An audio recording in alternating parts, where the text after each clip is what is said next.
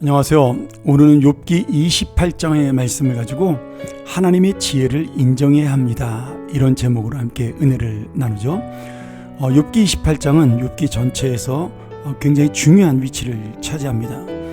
왜냐하면 지금까지 세 친구와 함께 세 가지의 변론을 나눴던 그 어떤 주제를 벗어나서 이제 새로운 어떤 분위기, 연속극으로나 드라마로 말한다면 이제 장면이 전환되는 그런 부분을 보여주고 있는데요.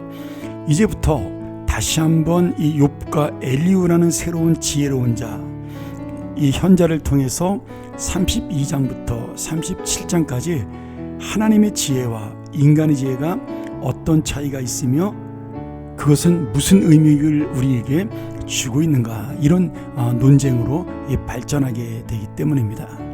욥이 오늘 이 28장에서 먼저 인간의 놀라운 지혜를 묘사하면서 오히려 그 지혜가 하나님 앞에서는 아무것도 아니라는 사실을 다시 한번 역설적으로 설명하고 있는 것이죠.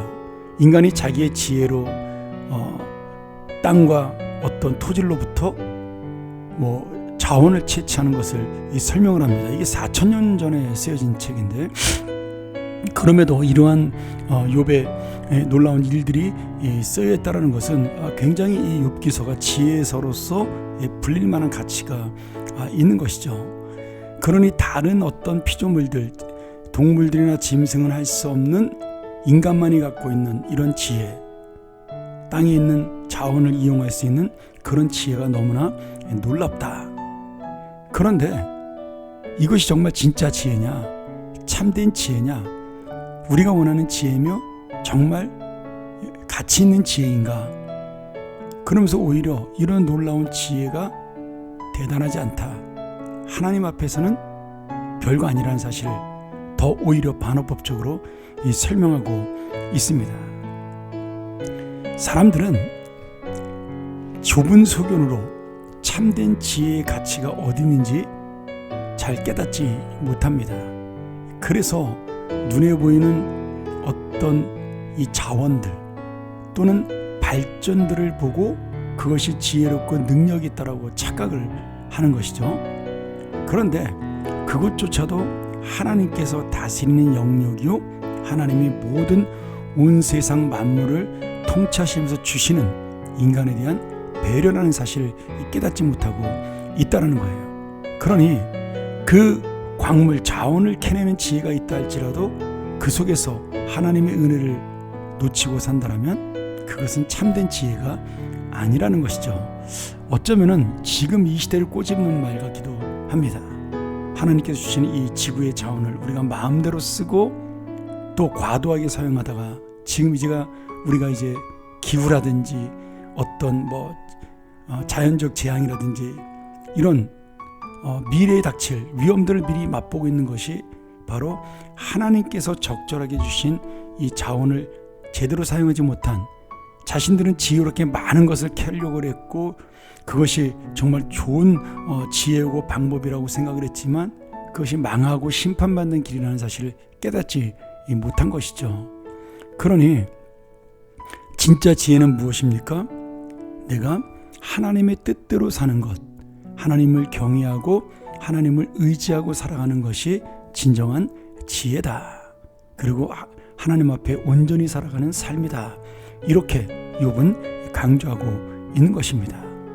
왜 그럼 욥이 이런 지혜를 강조할까요? 지금 세 친구 엘리바스나 빌닷이나 소발이 자신의 어떤 신비적 체험으로, 엘리바스는 또 빌닷은 신학적 전통으로, 소발은 여러 가지 지식으로 그것을 지혜라고 생각을 하면서 욥을 설득하려고 했지만 그것은 욥의 그 내면을 깨닫지 못하고 이해하지 못하는 인간의 어리석은 소견이다. 이것을 지금 강조하고 있는 것입니다. 눈에 보이는 자원만 캐는 그런 인간의 제한적인 그리고 부족한 지혜를 꼬집는 말씀이기도 한 것이죠.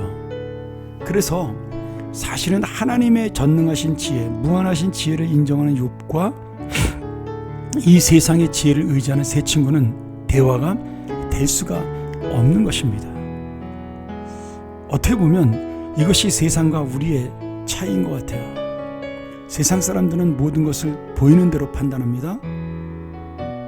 뭐 세상 사람만 그런 건 아니죠.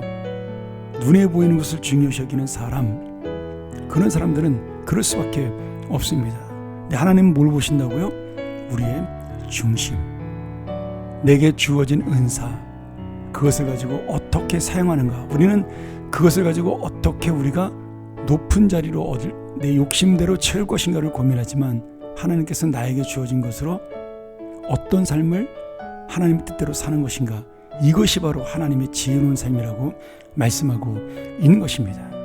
그러니 인간의 부족한 소견으로 하나님의 뜻을 알려고 하는 것 자체가 교만한 것이죠.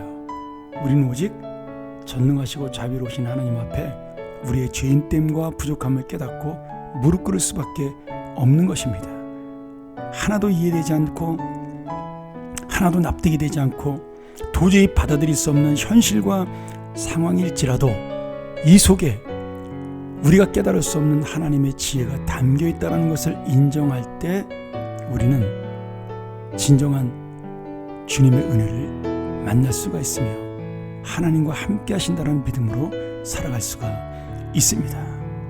오늘 다시 한번 이 욥의 지혜에 대한 그 변론을 들으면서 또 하나님 앞에 간구하는 것처럼, 내가 하나님을 이렇게 믿습니다라고 고백하는 것처럼 우리의 마음속에도 진정하고 완전한 지혜를 주시는 하나님 앞에 우리의 이해할 수 없고 연약한 인생을 맡기는 믿음의 사람이 되기를 간절히 축원합니다.